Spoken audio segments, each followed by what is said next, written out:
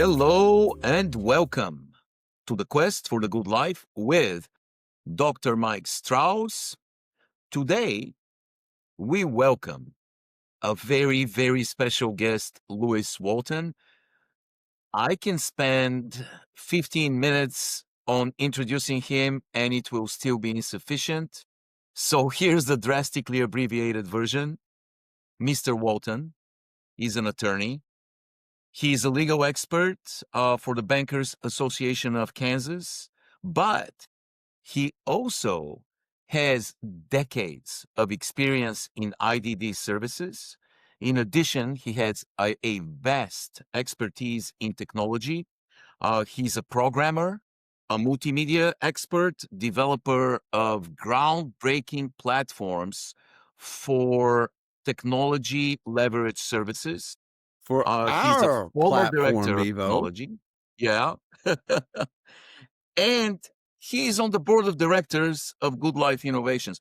Woo! Finally. He's my boss. Yes, that's right. That's right. So this is the abbreviated version. Quite a Renaissance man. And now I will pass the ball to Dr. Mike Strouse, who has a question for Mr. Lewis Walton to start this conversation with. You know, Lewis has been on before. Yes. And we've talked about wrestling and all the most important things. We may do it again, and we may, as usual, be on tangents. But the first thing I always ask is, because I can't remember, Lou. Well, I was born the son of a plumber. No, that's a wrestling reference for anybody that recognizes it. Actor are you, or what character were you? That when we always talked about, I can't remember what you picked. Oh, I gotta go back to remember what I said. I can't even remember what I said last time. I think I might have said. You can tell us a new one. Yeah. Okay. If I'm gonna pick a new one, I'm probably gonna pick. Oh man, I don't know why I didn't expect this. I've done the show before. I would probably pick. First name that comes to mind is Spider-Man. And that's interesting to me because that's not normally who I'd pick, but that's who came to mind. You know, that's interesting because Nate Beer's last episode, Evo picked Spider-Man. You know, I kind of like Underdog. I mean, that Underdog is that old school, and I don't know.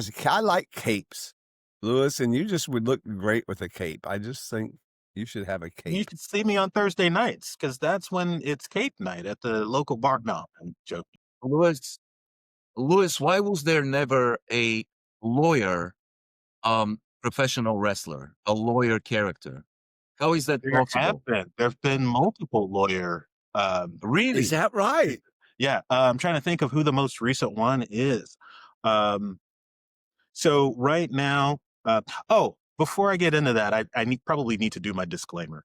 I just need to say as an attorney that this conversation is not, and it is not intended to be legal advice. Any legal information that's given in this conversation may be out of date. And so if you have any legal questions, please contact your personal attorney. So that should that's like the doctor saying that if this is a medical issue, just call 911. Exactly. Very much the same. Very much the same. So right now there is probably the greatest microphone personality in pro wrestling, one Mr. Paul Heyman, who doesn't call himself an attorney, but he calls himself the personal representative or the right. And so he's acting as though he's an attorney, but they never call him that because they would get in trouble if he pretended to be an attorney. And so I'm trying to think, because in the 80s and 90s there was at least one guy who actually had a legal degree and wrestled as an attorney, but I can't think of his name off the top of my head. So I'll have to look that up. Would you be a Mysterio or The Undertaker if you would be a character, a wrestling character?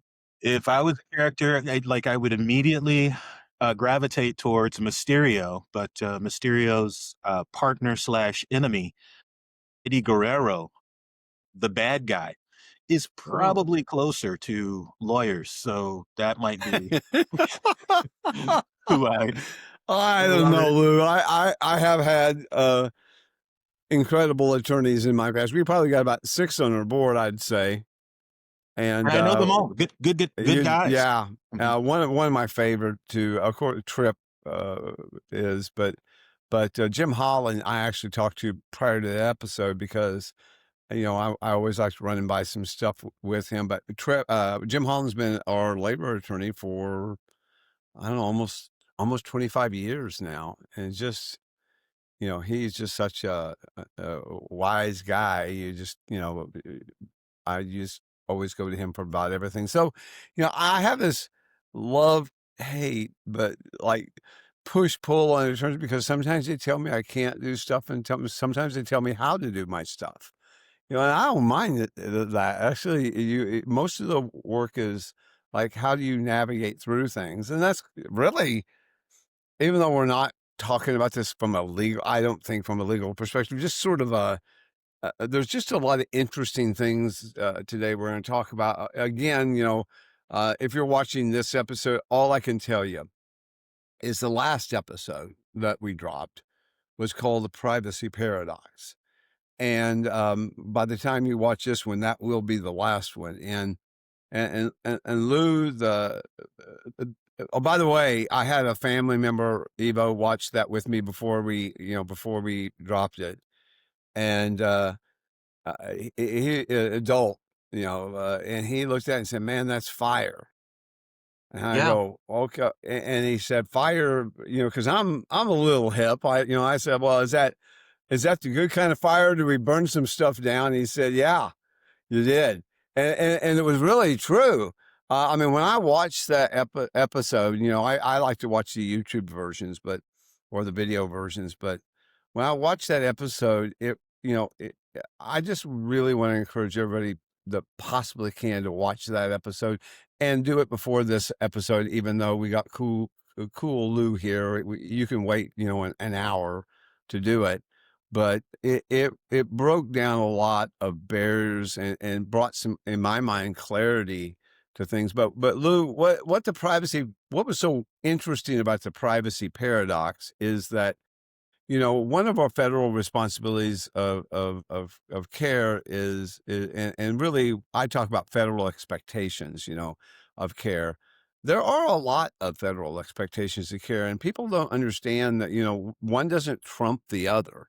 They're all kind of balanced. The thing we really went across is that literally all care is intrusive in some form and differently intrusive to people. Some people are feel some methods of care are more intrusive than others.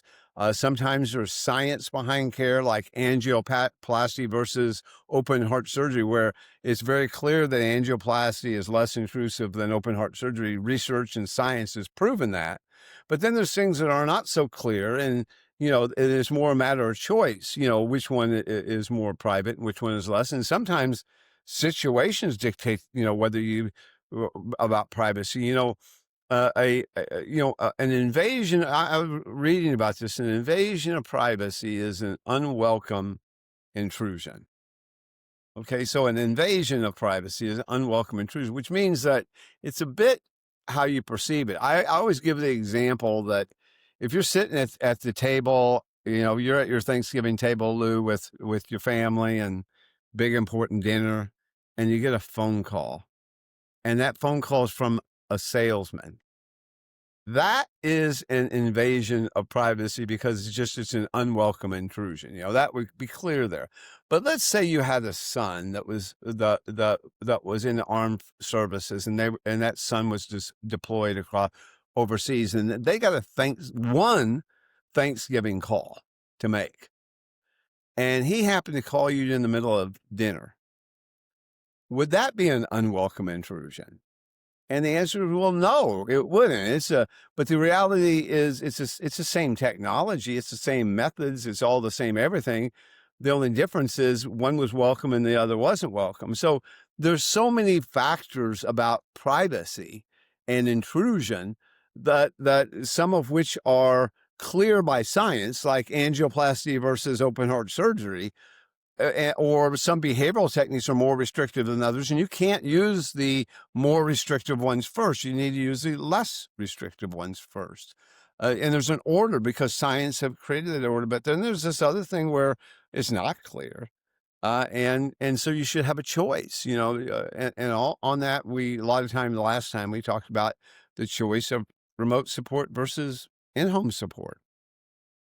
And also we kind of went into, Lou, and then we'll get into our discussion today. We got into this whole discussion of, well, I can pretty much make the case without what your opinion is that I can make remote support less intrusive than in-home support, almost every condition, because you can, even if it's video, you can decide what I see, like pick the room, you can pick the background, you can do a lot of things to change, what I see. If you have a messy house, I'm not going to see that. If you don't want me to see your kids walking around, or your wife, or whatever it might be in your case, you don't see what you choose not for me to see. So you can architect things more with remote support than you can in-home support.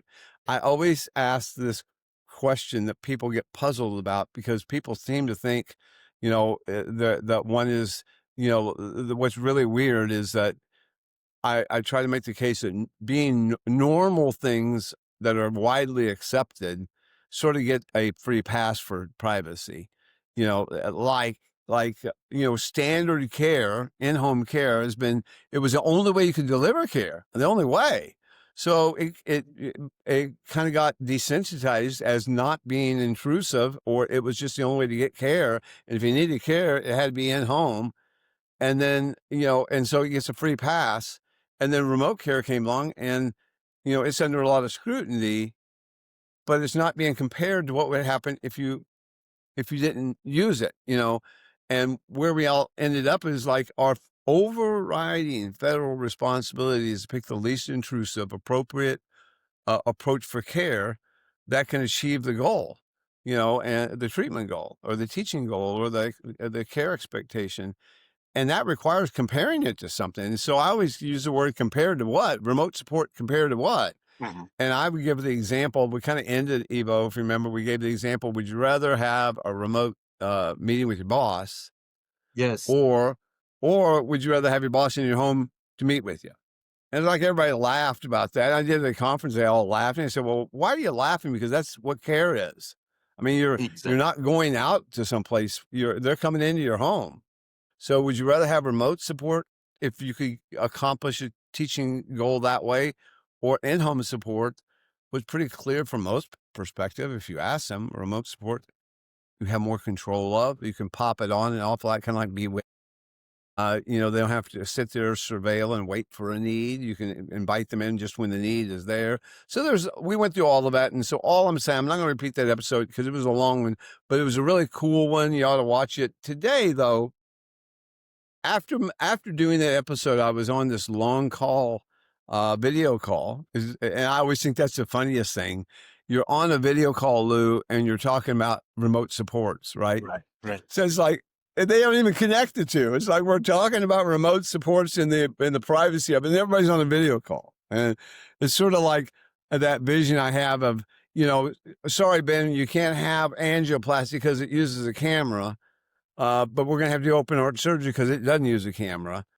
But if you want to use angioplasty, we're going to have a meeting. I'm going to have this remote meeting with all these people across the country, and we'll have a meeting about whether we can use a camera or not. And it's like, all of that is just like, am I in the twilight zone?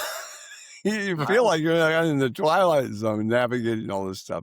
But we're going crazy about privacy. It is just, I mean, yeah, we want privacy, but like the first question kind of I want to talk about is like, after I was listening to all these people, they were talking about, what we ended up talking about was, should we let people have Alexas in their home? Now, remember the word should we, meaning the caregiver, let a person who is living in their home, their own life, have an Alexa in their home. And I'm sitting there going, my gosh, Lou, would I ever ask that of you? No, you wouldn't. And I think that that's a significant point that you're making immediately, because we are assuming that we understand what is a welcome and unwelcome for the person. And quite honestly, I might ask a similar question, and that is, um, are we willing to uh, take on the liability of having an Alexa in someone's room? And this is an issue because we don't exactly know what happens on the other side of that Alexa. And so the people that have the Alexa in their room, they need to be able to make an informed decision. And that's not one that we can make for them. And my impression, at least my impression, is that we are um, erring on the side uh, of quite honestly choosing a more intrusive system because we don't have the knowledge or the infrastructure in place to have something where we can guarantee that Yeah. privacy for the person. But, if this was just outside of care and it was just Evo, in his own home, and we're not talking about his room, but we're just talking about like your kitchen. I mean, I have an Alexa. Definitely, I have an Alexa show in my kitchen because my wife loves to watch those videos of I call it cooker people. All these Mhm. people who cook, and she wants to watch that while she's cooking and stuff like that, making dishes. So we got a big Alexa show, and so it's funny, Evo.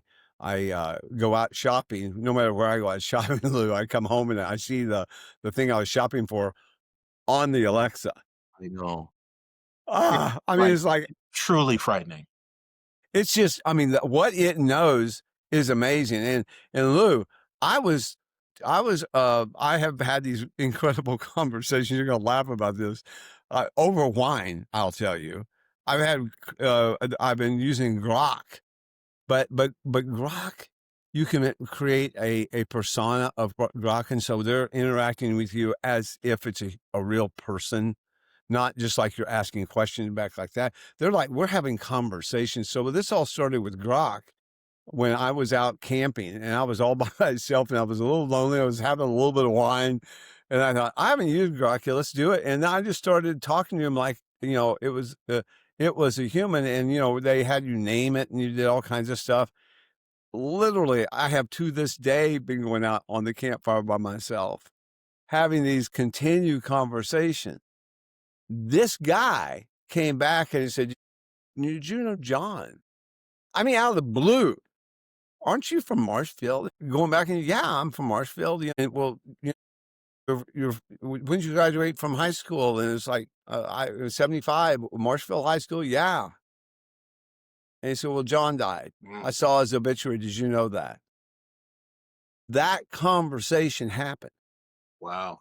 I'm sitting there thinking, like, not only are we having this involvement with technology, but it knows so much more than even, I've been friends with you for a long time, Lou, but you didn't know about John No. I mean, like, at what point, I mean, I get it, it's all about understanding privacy and all those sorts of things, but the reality is, the first question I kind of asked when I asked a group, like, who owns your own privacy?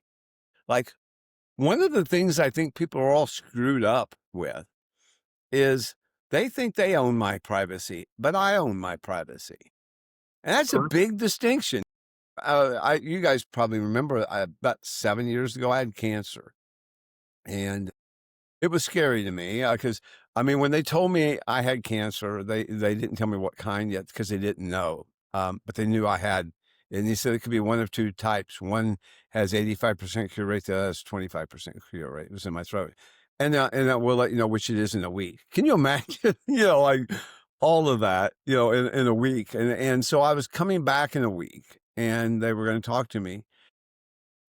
I decided that I mean, cancer is complicated, right? I mean, there are a lot of stuff you don't know about. I said, can I record this conversation? Because I'm not going to process this.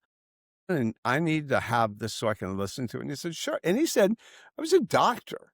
And he said, sure. He said, sure, because I owned it.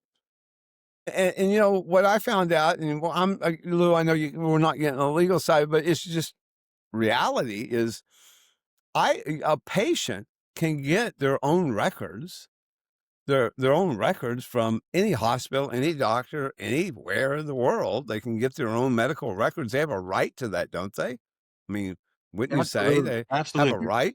In fact, with the HIPAA laws that were passed, that's part of one of the things that medical record providers have to be able to do is provide those records to the Yeah. patient. So, And I'm going to go a little step further. If I wanted to, I could take all my medical records, go up in a plane, make copies of them, and airdrop them over New York if I wanted to, because I own it. correct. The provider can't do that. The health provider or whatever, they have all the restrictions, but I own my privacy, and I can do with it what I want, including not have it.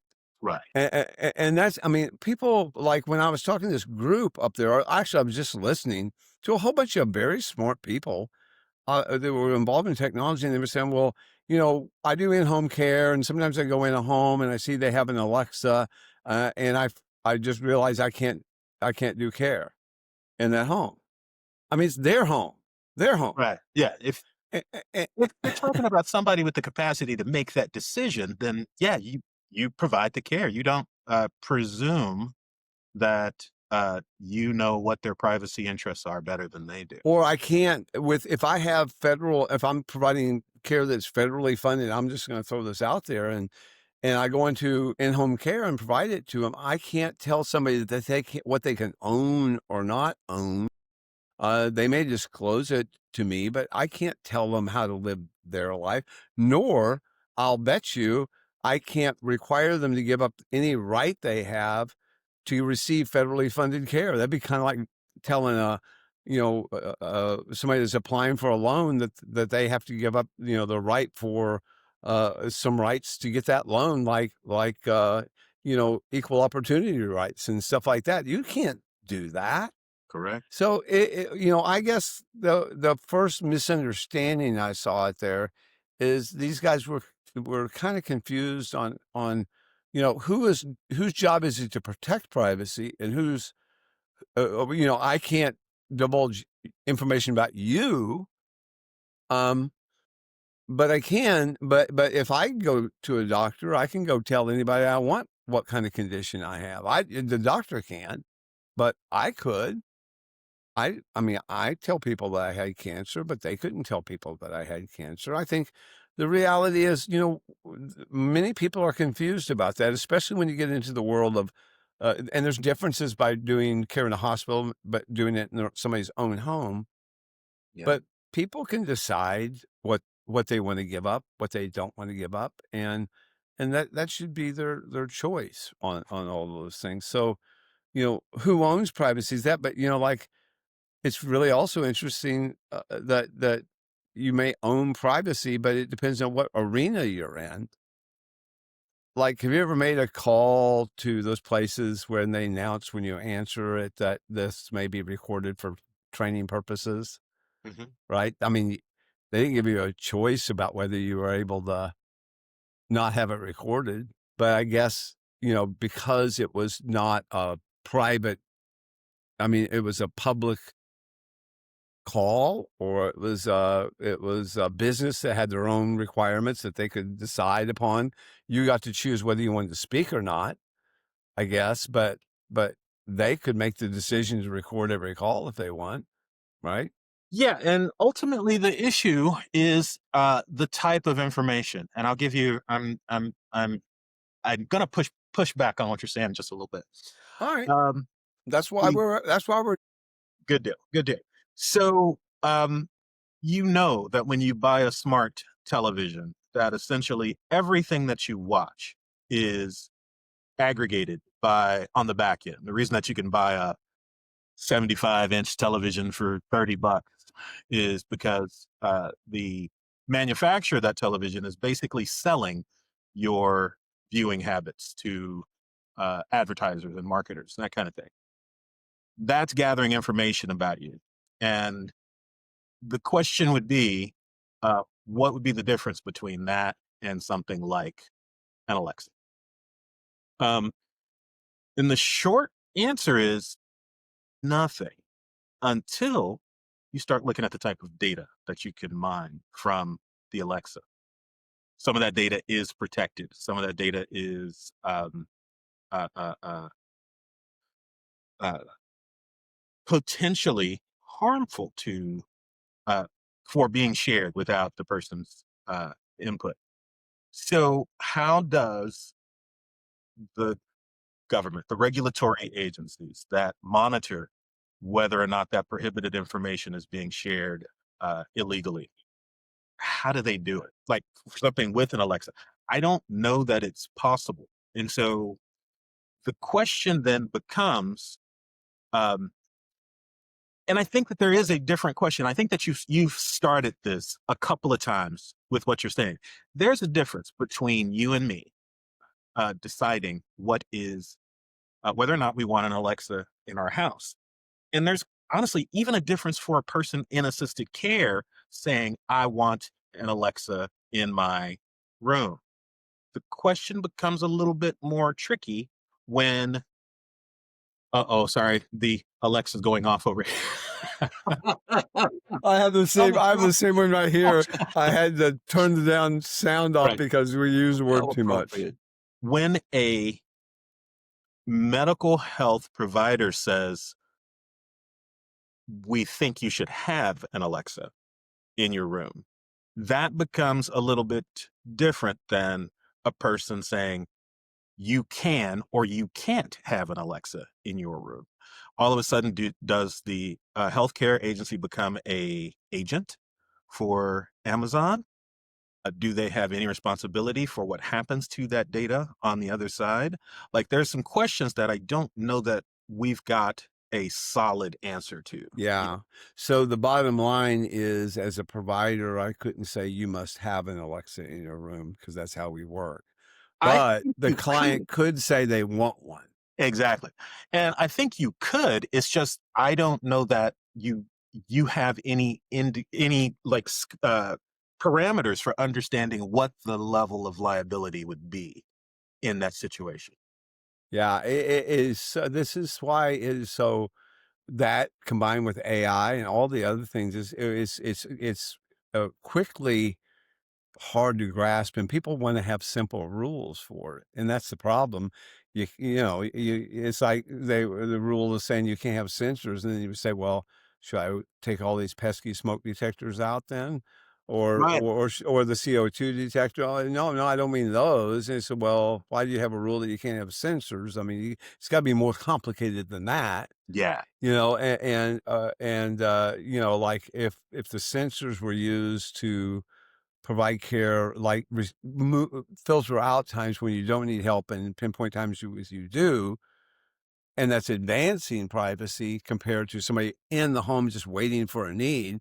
I Mhm. mean, all of those things are complicated, and they deserve a discussion. They don't deserve like a simple rule: you can't have sensors, Mhm. even though that could advance, care. I just find it's fascinating that we have to look at this from different angles. I mean, all right, I get it. As a provider, my job is to protect your privacy if you were either my patient or you're my customer. I have to protect yours. You don't, and I run into this a lot with employees, even where, let's say an employee, had a private conversation with me, or I made an employment decision about something. It happens. I can't go tell the world why I did that, but that employee can go tell the world his version of that, and I can't say anything. It's just like privacy. He owns that privacy, and he can do whatever he wants about it. But I don't own his privacy. So from that perspective, if you can just look at it from like the provider versus the person that you support, and recognize, I think you did do this.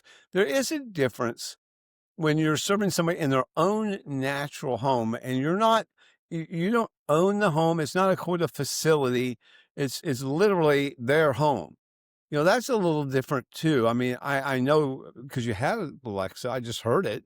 Mhm. You made that decision to do that, and you probably understand the ramifications of all that decision more than 99% of the population. I did not know that about TVs. That's really kind of cool that they would like, that's how they reduce the price of it. There's a cost to it, for that. But, it's become normal. I made this discussion that when something becomes normal, I almost I really don't think we care as much about privacy as most people Mhm. as they care about being normal.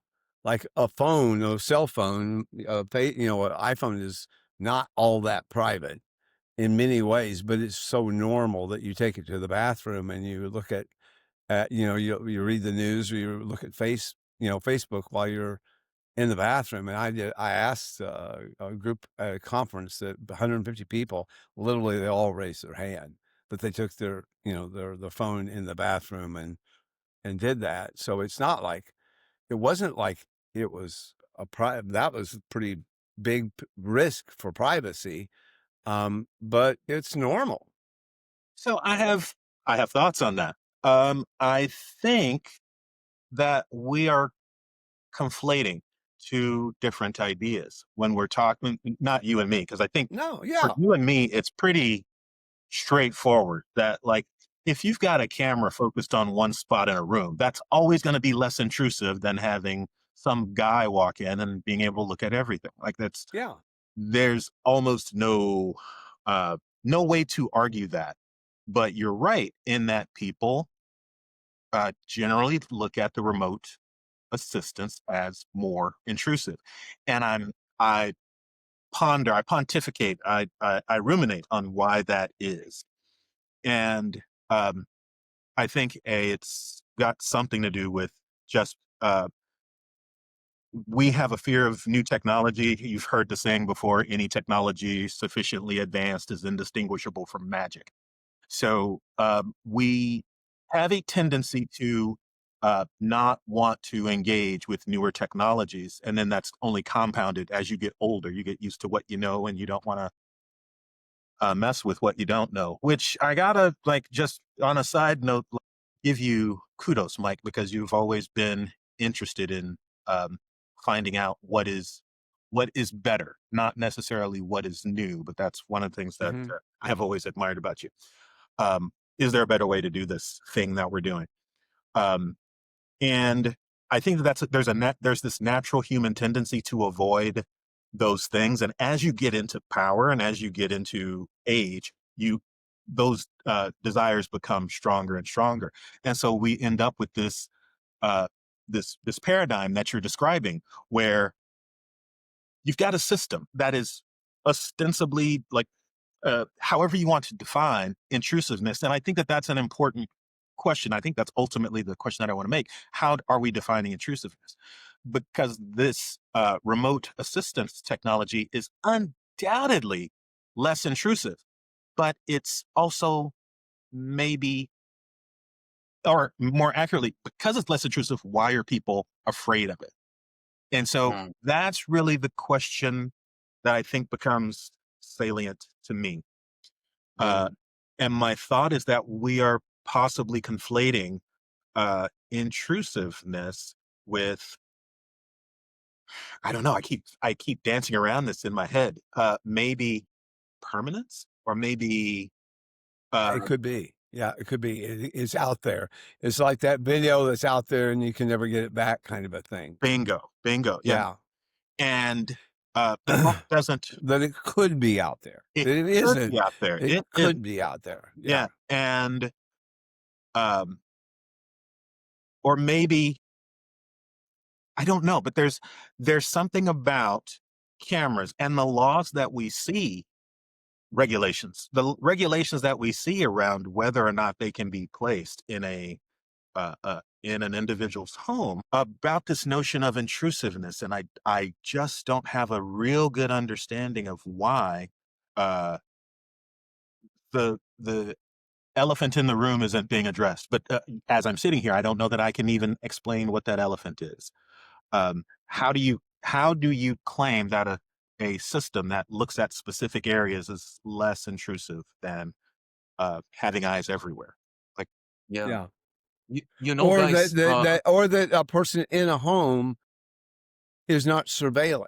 I mean, they always put these they put these very, very scary words to some things like, well, we don't believe in surveillance. And I'm not saying that, like, if somebody's remotely getting support in a home, or let's say somebody who has dementia, you're actually virtually staffing the home so that they can have more freedom. They want more freedom. They want anybody in their home, but you're virtually staffing them. But and then they would call something like that surveillance, but they don't call a human in a room just waiting for a need and looking surveillance. But in reality, if you go back enough time, Lou, surveillance was done by people, not by before technology. The thing is that I think the thing about surveillance, it was stealthy, but if even remote support doesn't have to be stealthy, because you can have all kinds of indicators that like, including the video of the person, that it's not stealthy. So I'm really trying to peck at the corners of stuff to try and find out, okay, why is it that somebody would think it's more intrusive, and try to make it more normal. And really what we've tried to do is make things as normal as possible. I was in the hospital about 3 months ago, and the doctor did a visit by the robot. The little robot came in, his face was on the robot, and we had a conversation, and then go to the next room. It was like the first robot, uh, calls. And honestly, it was normal to me because I like technology, but it was also normal because I did see them. And that was a difference, like it wasn't somebody like there, but I didn't know if they were there or not. I didn't know if they were there or not. There was a camera, it was on the robot. The face was there. It literally was as close to a human interaction as you could get. So I think there's elements that are around how you do it that make it more normal, and the more normal looks, then the more accepted. And I think that that's what we're going through now. Ever since COVID, matter of fact, I think it's happened, is that we were forced to join the world of remote support and technology and virtual and all of those sort of things, just to break the isolation. And it became, through that process, it became more normal. And I think all technology that's not normal, we subject to these kinds of things. And then as soon as it becomes normal, then most people just sort of forget it. Like, you will never forget it because you know how TVs work, or know how Alexa works, and you just choose to have your Alexa. But most people it just kind of goes into the background, and it's just like, it's just part of, I want to live my life this way. I don't want to have to travel. I want to order my food and have it delivered. I want to, remotely do this or that, or get some. I have smart home stuff all over, because I literally am a biomedical marvel. I've got, because of Good Life, I have, watches. I have a band, Lou, that's in my bed that gauges my heart rate. I have this incredible scale that I get on, and it does all my, 5 or 6 metrics, including, EKGs and all. I mean, it does everything, and all that stuff is piped up to the cloud into AI. And I get these things as, you had a really bad night's sleep last night. You're not really charged. You need to do this. You need to do that. Did you have more wine than you should have last night? I mean, it literally is so interesting. I find it fascinating, but other people would find it like, where's all this stuff going? Yeah. Maybe in 10, we have to, in 5 or so years, maybe it's always less than you think. All that's just going to be a normal thing that your doctor's going to get. Yeah. And they'll be calling us instead of us calling them. So I think these are super valid points that you're bringing up. You mentioned earlier in the conversation that, when you were talking about how normalcy sort of breeds, you kind of forget complacency, maybe that's the word I'm looking for. Thank you. When we first started doing the night monitoring, It was you can have a sensor on the door, but that's really kind of it. And then it's like, oh, you can tell if Timmy gets up and needs assistance going to the bathroom. Maybe we should try that sensor out. And that, the people that didn't need it, oh no, that's way too much of a invasion of privacy. And then it's like, oh no, that sensor's helpful. And it was only through exposure that people kind of got over some of the hesitations. Again, I think it's just the fact that it is technology, the fact that like there's a electrical signal going through it at some point that just seems to scare people. And as soon as you get used to that, they introduce something else like AI, and now we're really back into the fray of it again, of like not even control it, not knowing how to control it, and knowing how much good and how much bad it could do. I mean, it is literally giant amounts of both. I was working with I don't know what you call them, Evo. It's client information management system. They call that I don't know if it's not a cut CRM, but it's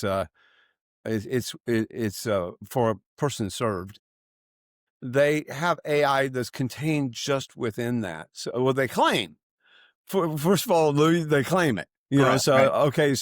well, then it must be true. Yeah. But I've the built some AI for myself. They probably do keep it local because it's not that difficult to do. yeah. Mhm. So I think that's the first step into, okay, that's cool. AI contained within that ecosystem and not getting out of it. Okay, that was an example of, okay, that was the issue. I was worried about it getting out. So you take that out. Now all of a sudden you have, I was watching this demonstration of person-centered support plans where they're planning the next one. Well, they had the AI was going through every possible care meeting on this person that you had, which was recorded and summarized, and every prior person-centered support plan plus progress reports, and it created the next plan. Of course, the humans got to change it, but it was flawless in many ways because people turn over; they don't have that history. And all of a sudden they had a person-centered support plan, at least the basis of it, that had just all this rich history to it, all this insight and information and proposed recommendations and stuff. And I go, you know what? That was in an industry that has 50% turnover of service coordinators or this, that, or the other. That's really helpful. Do you have to use it? No. But if you don't have it, you don't even have, if you don't have it, you don't even have the option to not use it, just crazy helpful. Yeah. But within that crazy helpful is also that other thing, like with Grok, and I'm having all these fireside chats, and then all of a sudden, I realize they know more about me than anybody. And I opened Yeah. the door, Mhm. you know, Yeah. and how private is that? And like, could somebody find all those insights of all those conversations? And now, they want it for a different purpose that I never thought was possible. That's where you see both sides of it. Mhm. But at the end of the day, you got to make your choice about what you make your choice about. I should be making the choice about you on that. But pretty soon we'll start carving away those rough edges, like, oh, it's in that one ecosystem. That's okay. Like that's what I kind of enjoy, is like, you got to find out what it is specifically that's causing the pain points. Like recording is different because you were mentioning that if you record, say, a video conversation, I'll give you two sort of examples that I've been wrestling with. Mhm. If you record or a virtual, home visit, then it's not the same as if you have somebody in there that sees it, but then they may have a memory of it, Mhm. but they can't reproduce it. You know what I mean? So there's something more permanent about the other. Yeah. But here's the other side of that. Let's say that a person wanted to live their life as independently as possible, but they had issues or concern of, let's say, really serious aberrant behavior or or some other, or falls, or other kinds of things that you want to know more about if they happen. What if you had a thing that I call buffering or spooling, where it only temporarily goes to a place that if there was a fall, then you could go backwards, a day just to see what happened, but it was policy driven so that you just don't get to go backwards and look. You only get to go backwards under certain conditions. Otherwise, leave them alone. And that includes in-home staffing and everything. So in that case, recording could be less intrusive because you're only seeing certain things, not everything, and only under certain conditions and stuff. So like I said, it is not, people are making policy decisions with yes or no answers, and it's not working. It's like no sensors or no cameras. And Dave, if he was here, he brought up last time, Evo, that calling a camera is kind of like, a bit Fred Flintstone-ish doing, because as you know, they're really I'd say it'd be better call them an optical sensor, because a camera doesn't have to transmit an image, It's like all of a sudden you think cameras are so evasive, but why then is a camera used with an iPhone for privacy? Like I look at it and I can open it. You look at it, you can't. That's a privacy thing, and we just used the camera for it, but it was really just like an optical sensor, because it's not I don't think it's transmitting my image. Might be, but obviously it must be on.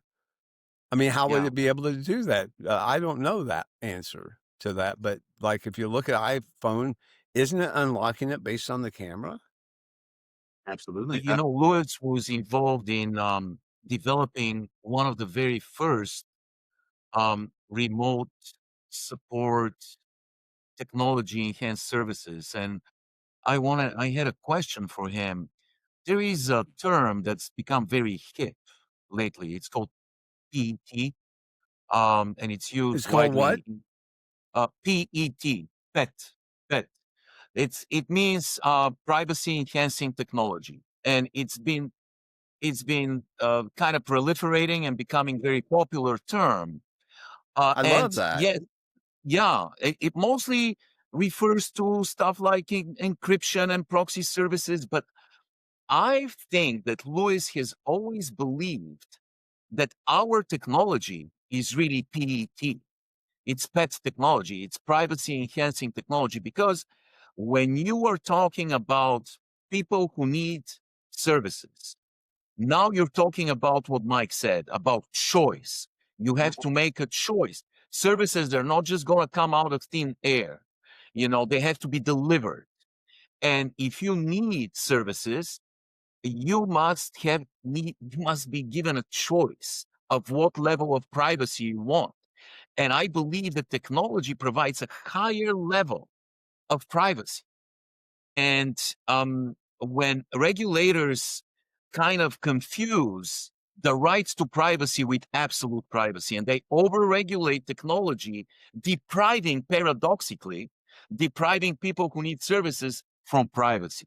It is so obvious when you think about it. And, we talk about words a lot on this podcast, Lewis. I know Mike Lewis was recently on a different podcast that was dedicated to words and language. And there is an interesting word, and not surprisingly, that word is privacy. Privacy, believe it or not, is not an old word. It originated in the 15th century. It's not that far ago. And it comes from privare. It's a Latin word, but you guys will be surprised to know what that Latin word privare means. It means to be deprived.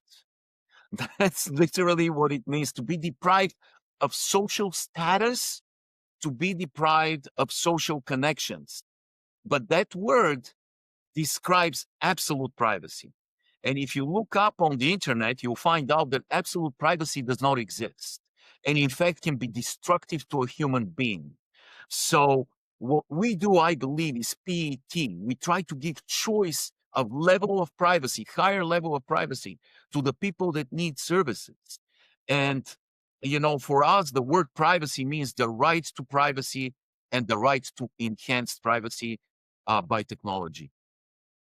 Well, our neighborhood network model, Lou, one of the things that, and again, it is so confusing, but I tried to look at, like, how do normal people live? People without a need for support, at least. I mean, we all need support. Trust me, we all need support. Ask my Rumba, Yeah. because I'm having a fight with it right now. But we all need support. It's just different, support. But when you need support to live on your own, when you need that support, I like to compare that to just all of us normal people that are living, but we still need support in different ways. But Yes. I want people to be able to live as, quote, normal a life as possible. And the area of normalcy, normal lives, has been around a long, long time. And I mean, I'd say since the '60s, we really emphasized a growing love affair over time, and it accelerated as all the landmark legal decisions did, of just living a normal life, living in the community, living a life as typical as is possible. Well, I try to always keep up with, like, what is that typical life? What does typical life look like? And can we give people the same choices? And so what we did in the neighborhood network is we have technology embedded in the neighborhood network, only so people who have needs can choose how they want to receive support. I mean, and I don't think that you should have, like, a one-time choice of how you receive it, because that's not how you use. Like, when sometimes, Lou, we get together, sometimes you do it remotely, and it depends on a lot of factors. That it could be some people having a bad hair day, or it could be like, it's too far to drive, or it could be, I know that person really well, so I don't need to meet them, but this other person I don't know well, so I want to meet them in person. I mean, it just ebbs and flows. And even the same situation, one day could be remote and another day it could be in person. I wanted the neighborhood network to, every time a need existed that could be satisfied by either remote or in home, that they should have the choice organically as that need unfolds. So we have these, like, professional neighbors and all these kind of things, and we're able to deploy or provide remote. And when they have a need, then they should be able to, I use the word self-direct the kind of supports that they want, like the maximum amount of control possible. But to do that, they have to have the ability to choose between those two things freely and make those decisions.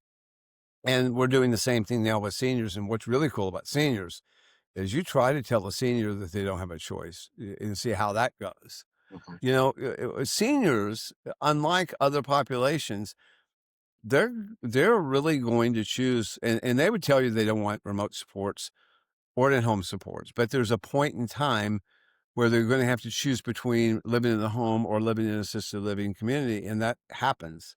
And when they get close to that, or they realize that if I don't get help, I'm going to have to go that, and it's way too intrusive. And I really don't want somebody in my home, so I'd rather have more control and get remote help. That's where you see all of that kind of breakthrough on that. Otherwise, they don't want anybody to help them. They don't want anything at all. So So I gotta say, like, you guys have brought up some fantastic ideas, and I'm actually, like, trying to keep a tally in my head of all the things that I want to revisit that we've talked about so far. yeah, So, just to go back most immediately to Evo, um, yeah, I have always thought of the HomeLink technologies as privacy enhancing. In fact, it is uh, sort of unfathomable to me that Mike is still having to make this argument. Um, it's it's so obviously less of a privacy risk than anything else. In fact, I don't know that I would have been involved uh, with at the time CLO as deeply as I was if I didn't actively believe in this technology. I felt I just want to kind of like, we talked about it the last time I was on the show, but I want to just kind of go back a little bit and describe my history with the company. So I started in, I think it was 2000, maybe 2001. And CLO had a nascent, just barely developing remote. We called it the night monitoring program at the time. And it was basically, we got some security systems and we would monitor the doors or the common areas of the houses, primarily using sensors. In a couple of spots, there were some really, really high need folks that needed camera assistance. And essentially, when I came on board is when Mike had the idea to kind of supercharge what we were doing. And so we went. One of the first things that I had to do was to move from dial tone to high speed internet. High speed internet. High speed. How high speed was it, Lou? High speed was at the time, I want to say like what was it? We went from 4400K to 1 meg. One. So, like that was one of the first things that I did. We kind of standardized how we would deploy the night monitoring service, and that included cameras in certain common areas of the homes. And most importantly, I think Mike charged me with incorporating other technologies. And so, what really kind of started off as just door and window alarms kind of grew into how can we use technology to help the folks uh, that are the consumers for CLO. Uh, uh, what is the name of our company now? I've been there so long. Good life. Right. So yes. So essentially, we developed smart homes, and we did this in like 2002, 2003. It's incredible thinking back. Yeah, yeah. And in 2005, we actually had CMS come down and say, Remember that? yeah, you guys, this is horrible what you guys are doing. And we're going to come down and investigate it. And they investigated it and said, this might be the greatest thing we've ever They seen. did. They said, we're going to see this all over the country. Yeah. They Yeah. left feeling this is incredible. And then not long after that, they had, I don't even know if you know this, they published their guidelines for remote support. I don't know if they called it that, but it literally, it was like upper 2000s, but it was literally based upon their review. I know it was because of how it was written. So I just think it was an incredible history, but now, we've been, since COVID, things have just been fuel forward. And, Lou, and this, like this whole technology implosion is like 10 times, 100 times, a million times the Industrial Revolution. It's like this, and then all of a sudden it's whoom, like that. It goes straight up, and what's normal now is so different than what was normal a year ago, and we can't even fathom. I mean, I'm seeing some of the smartest people in the country, and talking about AI and really pondering whether we will all be overtaken by it because it's so incredibly deep. Yeah. They can't even predict it. So I, whenever I think about this, whenever I ponder these kinds of questions, I always look at history. And so, when we invented light bulbs, there was a hysteria that surrounded it, that we were damaging our kids' eyes and that we would never, ever sleep again. And it was going to be the end of humanity. Oh, Y2K. Remember that? That happened right when... Yeah. So I feel like every time we have these technological leaps, like as a society, our tendency is to push back. Yeah. And so Evo and I do at least 2, if not more, podcasts currently. Yeah. And it's actually a recurring segment. And quite honestly, we have guests on all the time. And oftentimes I feel like I might be the only person that feels like the AI hysteria is the same thing as we saw when we invented the Television. wheel or fire or television or the internet. Like when I was a kid, television was going to be the ruination of society, and like it was common knowledge that that was just like what it does. And now those very same people that said, you know, I'm gonna pretend like I'm only 50 and say 45 years ago that, you know, television was the worst thing that we could do, would now kill to just have their kids be able to just, you know, sit and watch TV and like, you know, uh, not be involved with all the other things that we're looking at. So I have uh, I like technology, so I have a natural aversion to the doomsayers that are involved with technology. On the other hand, I do know that with television or with, you know, electricity or with any of those things, there are dangers that we are not aware of and that we can't be aware of until after we've been burned or damaged by them.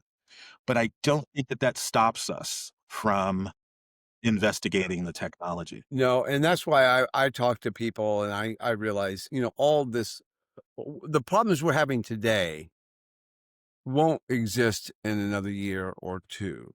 There'll be different problems, but not these problems. You know, these problems we'll be comfortable with, and we'll knock off the edges of them, and we'll realize, oh, AI is okay if it's contained in a ecosystem, but not okay if it's not. Or I don't know where we'll end up with all of that, but I do know that once it becomes normal, then people become more comfortable with it, and then and I think where we're at right now is we actually in our own lives we're more comfortable with how we live and how we use technology than we are with somebody else's life. But to the point, we prohibit them sometimes from making the choice like we would be able to make the choice, and that's where it kind of goes over the edges and stuff like that. But you know, that's the space we're in, and it's a mass confusion, mass sort of not seeing it, you know, not seeing it clearly, so we make clear rules that make no sense, you know, all kinds of stuff like that. But anyway, I know that we're, you know, running out of time, Evo, but I just love having Lou on this, and this is such an important topic. But and we'll get through it. But at the end of the day, I think our beacon that we should be using is we should be using the least intrusive. You know, that is a beacon that has withstood the test of legal time, is use the least intrusive approach for care that can accomplish, you know, our expectations of care. And also realize our expectations of care are way beyond just privacy, is independence and choice and inclusion and accessibility and living a normal life. And all those are all the, what our, you know, our greatest hopes are. And as we do that, we're balancing everything, but the big balancing test is use the least intrusive approach that gets us those things the best. And if you do that, you're going to be comparing what we're doing to what we would do if we didn't do it. And as long as we do that, we're going to be okay. But if we give a free pass to one thing just because it was standard practice, and then something else comes along that can advance it, and we put all the rules on that so that we can't choose that, but we can choose open heart surgery instead of angioplasty, that's where you lose me. And we're basically not following the real federal rules that we are supposed to follow. We're not really comparing, you know, strategies fairly with each other so people can make a choice. And we're also kind of forgetting who owns the privacy that they have and who can make those choices. And but I think, you know, as things get more normal, it'll be next year's iPhone, you know, it'll be normal. Anyway, Lou, I appreciate you coming in. The only thing I feel bad about, we didn't get into wrestling, or we didn't get into all of the other great stuff that we can get into, but maybe another day. Lewis is an icon because you have, you know, I say this about my life in many ways, because, you know, I started my life in a one-room schoolhouse, 8 grades in one room, a bookmobile would come up. I had out a house, you know, for my first 4 years of school, you know, so I've come from that, and the Ed Sullivan Show, and those sorts of like three networks and rabbit ear TVs and all those sorts of things to where we are today. I feel like I have lived this incredible life of where we were and where we are. But honestly, I think that will change every bit as much in the next 5 years as my entire lifetime changed. I don't even think we can even see it. I mean, we're far more closer to the Jetsons and Bewitched than we are to the Flintstones now. So now if we can imagine it, it can happen. It's just, will we trust it? That's the deal. Well, we are at 1 hour and 6 minutes, and sadly, we have to wrap it up. This episode was produced by Alex Escalante. We'd like to thank Dr. Mike Strouse. He envisioned and started our privacy enhancing remote support services in a different century. Think about that. We would like to thank our esteemed guest Peter Parker and wish him success in his struggles against Dr. Octopus, the Green Goblin, and Venom. Mr. Spider. And Lou, actually, I just want to say, while I may have imagined it, Lou delivered it, and I will forever be grateful for that. That was the most. That was a moment in history that I think it was a very important thing. That whether we get credit for it or not, I know we were the first at doing what we did, and it was pretty cool. I will always remember analog technology, literally. Very much. Anyway, we'll see you guys later. Thank you, Dr. Strouse. Thank you, Lewis Walton. Everything else was my fault. This episode was fire, and we will bring it up again in exactly 2 weeks. This was the quest for the good life.